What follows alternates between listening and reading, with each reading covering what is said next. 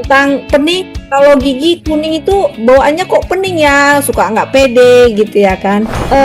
Benar-benar terjadi kepada saya konon gigi saya kok kuning ya gitu. Dan apa sih yang mengakibatkan gigi itu bisa menguning, sekalipun kadang kita kan berupaya nih beli pasta gigi yang memang ada pemutihnya gitu ya kan, secara rutin kita pakai, tetapi masih tetap kuning gitu loh. Jadi mengapa itu bisa terjadi gitu, sekalipun kita sudah memakai pemutih. Dan kemudian kalau dikasih nih saran sama dokter gigi ya kan, ini kamu pakai ya pemutihnya, biasanya efektivitasnya itu kelihatan hasilnya itu setelah berapa lama pemakaian gitu dok? Kalau pakai pasta pemutih ya, Iya. kalau kita apalagi kan di produk HDI kan kita ada ini ya, odol yang whitening. Nah kalau saya yang berdasarkan saya udah pakai dan pasien itu, dia itu bisa kelihatan ada hasil 1-2 tingkat lebih putih kalau setelah pemakaian 3-4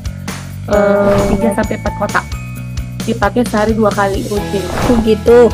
Yang kita itu ya dok, yang memakai toothpaste ya, toothpaste itu. Jadi Kalau toothpaste beda lagi. Jadi iya. kita bahas odolnya dulu atau bahas bahan pemutihnya.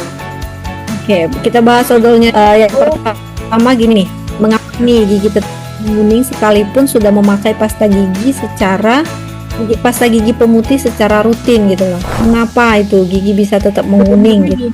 Yang menyebabkan gigi kuning itu banyak faktor Kak Asima. Salah satunya itu ada faktor genetik, ada faktor kegagalan pembentukan enamel pada saat kehamilan si ibu, bisa juga diperparah dengan kebiasaan buruk. Contohnya kayak kita terlalu sering minum teh dan kopi mungkin satu hari. Kan sekarang orang udah pada lifestyle udah beda tuh, kalau nggak ngopi itu nggak keren gitu ya, satu hari itu 1 cup kopi gitu kan, kopinya kopi yang pekat pula, itu diminum setiap hari. Nah kebiasaan-kebiasaan yang dilakukan secara terus menerus itu bisa menyebabkan gigi kita tuh warnanya menjadi lebih gelap gitu. Dari segi makanan juga, contoh kayak makanan yang mengandung kunyit kayak gulai, kari gitu-gitu, dia bisa mempercepat gigi kita tuh jauh lebih kuning gitu. Walaupun kita pakai odol sekalipun yang bagus, tapi kalau kita tidak memperbaiki kebiasaan buruk, dia akan lama untuk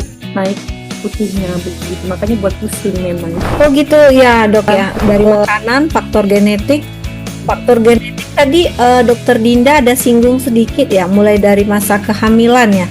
Itu apa yang terjadi pada saat itu gitu loh dok? Kenapa kok pengaruhnya ke gigi? Pertumbuhan gigi itu kan amelogenesis imperfecta gitu dia istilahnya, kayak kegagalan bentuk lapisan enamel, lapisan paling luar. Nah lapisan enamel itu kan warnanya putih kekuningan. Nah dia kalau misalnya kita ketemu pasien itu, dia giginya itu kayak hampir belang semua begitu. Ada juga itu kan dari faktor genetik. Ada juga yang zaman dulu sih ibu hamil yang minum antibiotik merek tertentu dan huruf T awalnya. Nah itu bisa membuat warna gigi kita tuh warnanya warna abu-abu begitu. Banyak faktor sebenarnya, nggak cuman kebiasaan buruk, nggak cuman genetik, tapi dari beberapa faktor bisa menyebabkan gigi kita tuh berubah warna. Oke, itu tadi internal dan eksternal juga ya dok ya. Oke, pastinya setelah pemakaian pemutih ini, itu efektifnya itu kelihatan hasilnya setelah berapa lama sih dok sebenarnya biasanya? Seperti kasus-kasus yang dokter sarankan, advice dokter ke pasien gitu kan, itu biasanya kelihatan hasil berapa minggu atau berapa bulan begitu ya, dari yang kuning jadi kelihatan putih gitu. Kalau misalnya bahan pemutih itu dia ada banyak jenis Kak Asima. Tergantung ini sekarang kita memutihkan gigi yang kuning jadi lebih putih atau memang giginya tuh kayak gigi anak-anak kan ada putih-putih cuma 1 titik. Nah itu macam-macam, nggak bisa kita samain. Kalau dia cuma putih 1 titik, kan ada tuh kasus kan anak-anak sering jawab tanah ini sih, kayak kita orang dewasa juga ada timbul kayak bercak putih di gigi. Nah itu namanya white spot. Nah kalau itu memang harus dirawat giginya. Nah kalau itu kan 1 gigi, nah itu bisa dengan penambalan atau veneer. Kalau anak-anak kan cukup di kalsium aja supaya tidak terlalu mendalam lah gitu istilahnya, giginya terlalu parah gitu putihnya.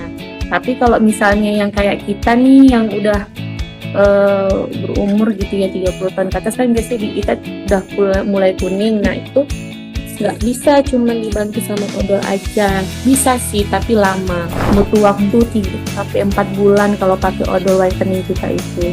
Tapi kalau misalnya mau instan, tipe pasien yang mau instan putih bisa dilakukan bleaching di klinik begitu Kak Asina. Tapi untuk beberapa pasien yang untuk bleaching atau pemutihan gigi secara instan itu pun punya plus minus dan punya kontraindikasi. Nggak semua pasien bisa diputihkan giginya. Contohnya kayak saya bilang tadi, kalau misalnya ada pasien yang mengalami kegagalan pertumbuhan enamel pada saat kehamilan ibunya, dia kan warna giginya hampir abu-abu semua. Nah itu tidak boleh dilakukan bleaching, dia harus dilakukan treatment lain seperti veneer contohnya begitu. Ribet memang ya. Kelihatannya kecil tapi pengaruhnya besar ya dok ya.